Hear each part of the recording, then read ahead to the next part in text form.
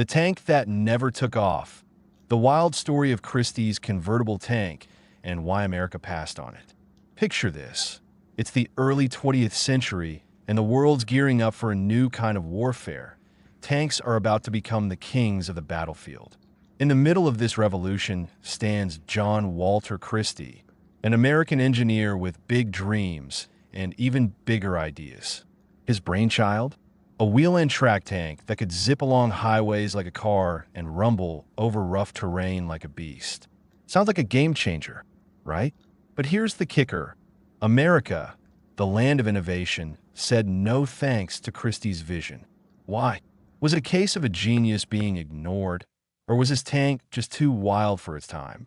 Buckle up, because we're about to take a deep dive into this roller coaster of a story filled with triumphs, flops, and some serious what-ifs.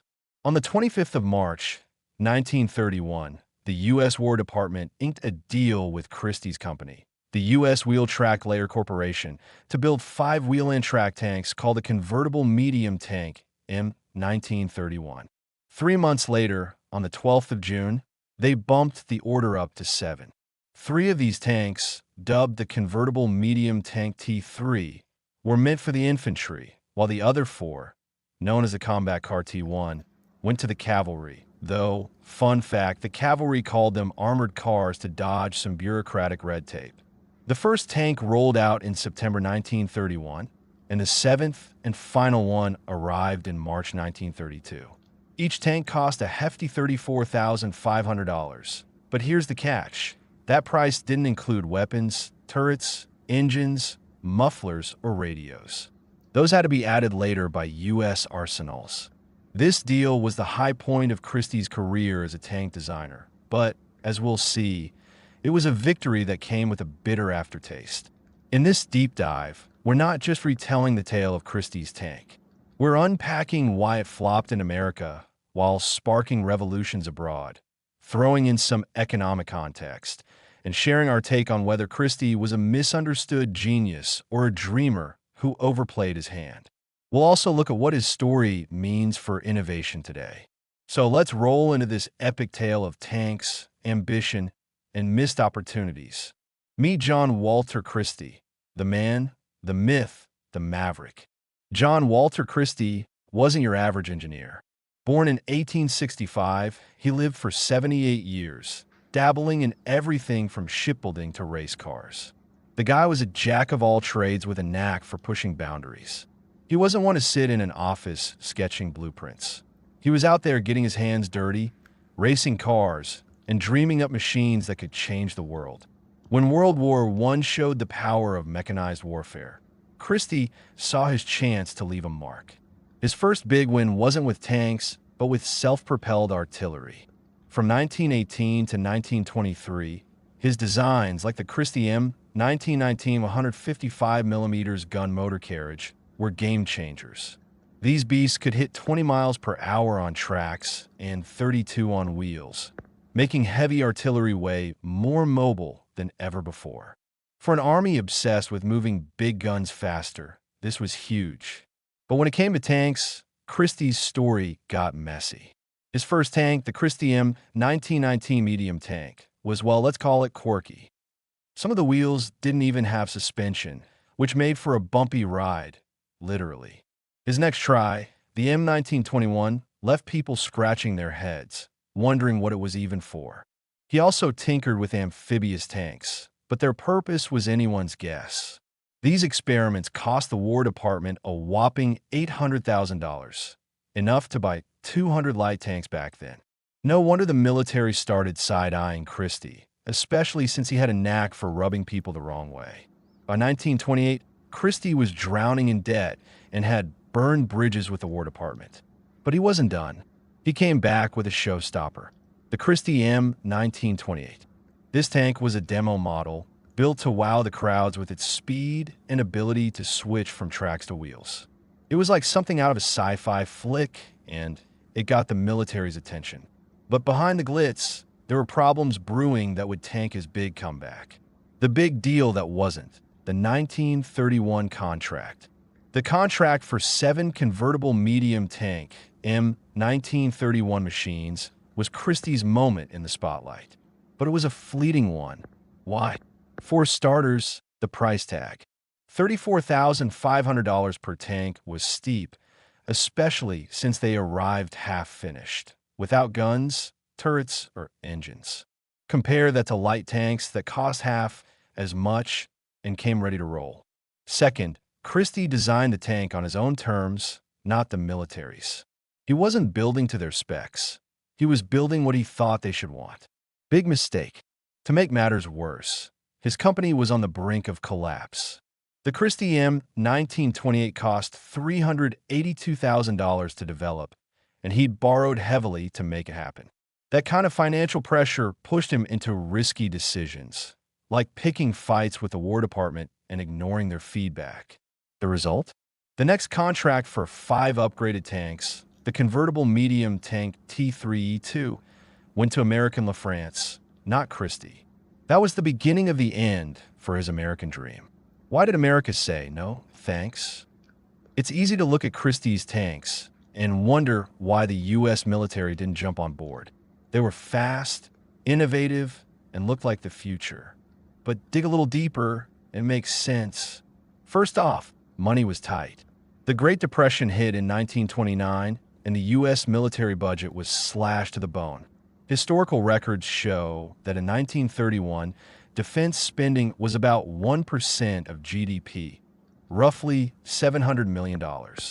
Compare that to the Soviet Union, which was pouring 5% of its GDP into the military, giving them room to experiment with wild ideas like Christie's. Christie's tanks were pricey. $34,500 for an incomplete tank was a tough sell when you could get 2 light tanks for the same price. Plus, Christie wasn't a team player. He ignored the military's requirements and pushed his own vision, which didn't align with what the infantry or cavalry needed. The infantry wanted a tank with heavy armor and firepower, while the cavalry craved speed for quick strikes. Christie's tank was stuck in the middle, too heavy for a light tank, too light for a medium one. Then there's the wheel and track concept itself. It sounded cool, drive on wheels for speed, switch to tracks for rough terrain. But in practice, it was a headache. The wheel system was tricky to maintain, unreliable off-road, and added to the cost. By 1939, it was clear that regular track tanks like the light tank M2 designed by Harry Knox could match the speed without the extra hassle. Knox's tanks hit 72 miles per hour on tracks, cost half as much, and were easier to build. In a cash-strapped military, that was a no-brainer. A global hit, Christie's tanks shine abroad. While America turned its back, the rest of the world was all in on Christie's ideas. The Soviet Union bought 2 M1940 prototypes in 1930 and turned them into the legendary BT fast tank series. These tanks were the rock stars of the Red Army in the interwar years, tearing it up at the Battle of Kokken-Gol in 1939 and rolling through Poland in the Liberation Campaign. The BT's evolution led to the iconic T-34, a tank that became a symbol of Soviet might in World War II. Over in the UK, Christie's convertible medium tank M1931 inspired a whole line of cruiser tanks, like the Cruiser Tank Mk 3/4, Crusader, Cromwell, and Challenger. These tanks were the backbone of British armored divisions, and their descendants marched proudly in the Victory Parade in Berlin on the 7th of September, 1945, right alongside Soviet IS-3 tanks. Why did these countries embrace Christie when America didn't? It comes down to priorities and resources. The Soviets were in an arms race, pouring money into new tech. The British, facing the growing threat of war, needed fast tanks for their cruiser doctrine. America, meanwhile, was stuck in a budget crunch and a conservative mindset, unwilling to bet on unproven designs. To really get why Christie's tanks flopped in the U.S., you gotta look at the economy. The 1920s were the roaring 20s, a time of prosperity. But the stock market crash of 1929 kicked off the Great Depression, and the military felt the pinch. With defense spending at just 1% of GDP, every dollar had to count. Christie's tanks, at $34,500 a pop, were a luxury the U.S. couldn't afford. For context, that's like choosing between a high-end sports car and a reliable pickup truck during a recession. You go with the practical option. The Soviet Union, by contrast, was in a different spot. Their 5% GDP spending on defense gave them the freedom to take risks on experimental designs. The UK, gearing up for war, was also willing to invest in new tech. It's a bit like today's tech startups. A brilliant idea like Tesla's electric car struggled in the early 2000s because of cost and skepticism, but eventually found its moment when the market was ready. Christie, sadly, didn't get that second chance in America. Was Christie a genius or a dreamer? Christie's a tough guy to pin down. On one hand, his wheel-end track suspension was revolutionary. It paved the way for fast, agile tanks that fit the blitzkrieg style of warfare that would dominate World War II. On the other hand, he was stubborn to a fault. He refused to tweak his designs to meet the military's needs, acting like he knew better than everyone else. That's a recipe for disaster in any industry. My take: Christie was a genius with a fatal flaw. He couldn't sell his vision. In a world where success depends on collaboration and compromise, he was a lone wolf.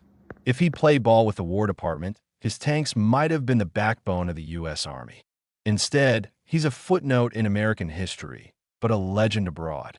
Christie's story isn't just about tanks. It's about what happens when big ideas meet tough realities. Innovation isn't enough. It has to fit the time, the budget, and the needs of the people signing the checks. Today, we see the same thing with tech startups. A brilliant AI or green energy idea can flop if it's too expensive or ahead of its time.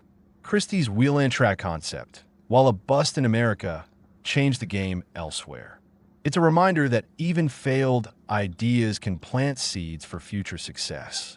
Maybe if Christie had been born a few decades later, he'd be up there with Elon Musk or Steve Jobs, celebrated as a visionary who reshaped the world. John Walter Christie's story is one of near misses and might-have-beens. His tanks could have been America's pride, but ended up shining brightest far from home. It's a tale that reminds us genius needs the right timing and teamwork to truly take off.